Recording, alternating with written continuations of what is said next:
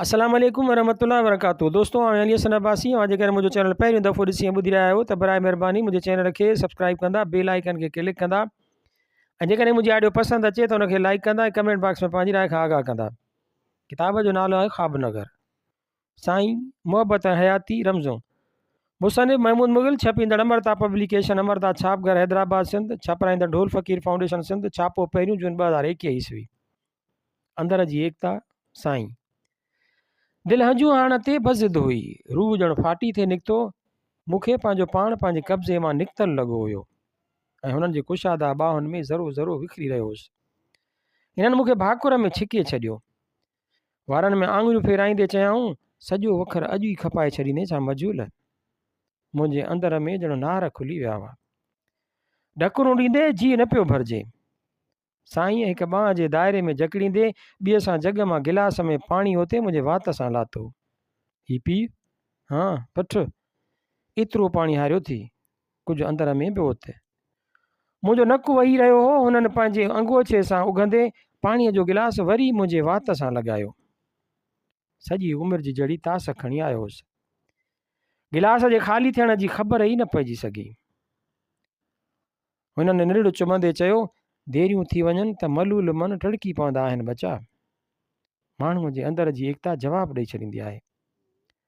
पाणीअ कुझु सामत आंदी हुई ऐं कुझु वरी संदन भाकुर जे गर्मीअ। होश संभालींदे पुछियुमि, माण्हू देरि छो कंदो आहे साईं? हिकु गहरी मुर्क सां हिननि हिकदमि बराणियो, छाकाणि त सवेर संदसि ज़िद आहे। तो कॾहिं उहो महसूसु नाहे कयो त जेके सभु कम वक़्त खां अॻे करे छॾींदा आहिनि उहे घणो करे ज़िद सां घणो सलाड़ियल हूंदा आहिनि। पंहिंजे ज़ात जे ज़िद खे हथ में ॾेई उहे हर कमु पहिरीं करणु घुरंदा आहिनि। त ईअं न करणु घुरिजे छा साईं? छा हर कम में देरि ज़रूरी आहे? न, देरि ज़रूरी न हूंदी आहे, न ई वरी तकड़ि ज़रूरी हूंदी आहे। ज़रूरी उहो हूंदो आहे मुंहिंजा बचा त हर कमु सिर्फ़ु पंहिंजे वक़्त ते कयो वञे। न त चयुमि न त ज़ात जी एकता जवाबु ॾेई छॾींदी आहे। मूं पंहिंजो पाण खे ढरो छॾे ॾिनो आहे। हुननि मूंखे विहाणी मथे खां ॾेई लेटाए छॾियो ऐं पाण उथी विया। गिलासनि जो खड़को महसूसु कंदे मूं अखियूं ॿूटे छॾियो। साईं कुझु ठाहियो पिए ऐं झूंगारे बि रहिया हुआ। मूं में तूं मौजूदु, आऊं अॻां ई आहियां। वॾी वाक झूंगारींदे हिननि सॾियो, महमूद ही पी वठि। अखियूं खोलियुमि, मिटीअ जे वटे में पाणी हो। पीतुमि त मिठो लॻो। हिननि खंड जो शरबत ठाहियो हो।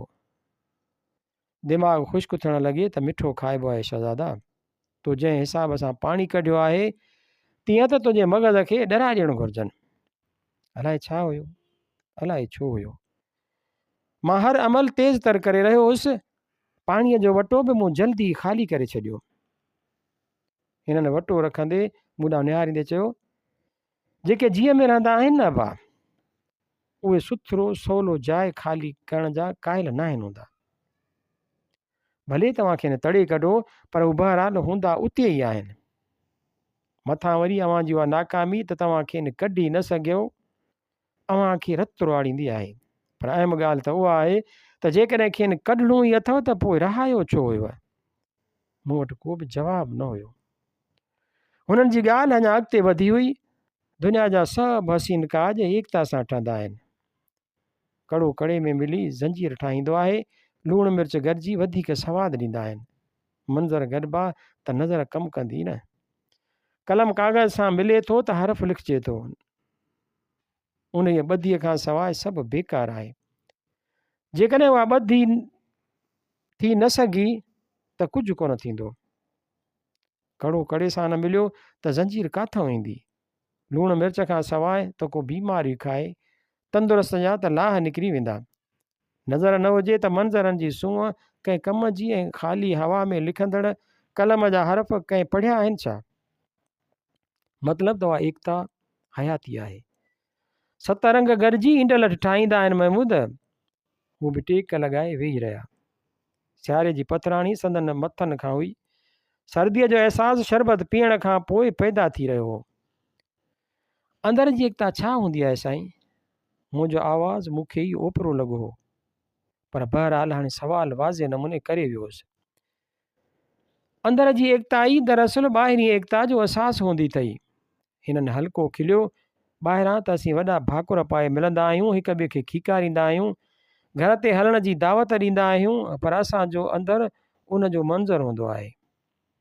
ॿाहिरां गॾु हुजण खां अंदरां गॾु हुजणु लखें दर्जा बहितरु हूंदो आहे। उहा ॿी ॻाल्हि आहे जो असीं ॿाहिरां गॾिजण खे त महसूसु करे सघंदा आहियूं, पर अंदर जी ॻंढाईअ जी सदा न ॿुधी सघंदा आहियूं। दुनिया में सिर्फ़ु उहे ई कामयाबु थींदा अथई जन जा अंदर ॻंढियल हुजनि। अंदर जी एकता छा साम्हूं वारे लाइ हुअणु ज़रूरी आहे साईं? न को, उहो मूं कॾहिं चयो भूख। अंदर जी एकता त पंहिंजे अंदर जे निज़ाम जी हूंदी आहे। ॾिसो, अखि ॾिसे थी, दिलि पसंदि करे थी, दिमाग़ सम्झाए थो, मन मांदो थिए थो, मोहबत थी वञे थी। ॾिसो, आहे न एकता। दुनिया जो को बि आशिक ऐं नाशाद दिलमुराद ॻोल्हे अचु जेको उन्हनि चइनी मां कंहिं हिक खां बि मुनकर हुजे ऐं पोइ बि चवंदो हुजे त यार मोहबत थी वई अथमि। मुंहिंजा मिठा, ॿधीअ खां सवाइ कुझु बि कोन्हे। ॻाल्हि अलाए कीअं करे वेठो हुउसि, साईंअ जी निगाह जो रंग मटिजणु लॻो। हू सिधा थी वेही रहिया, आवाज़ में ख़र्च अची वियो हुओ। मोहबत ई एकता जो अहसासु अथई राणा।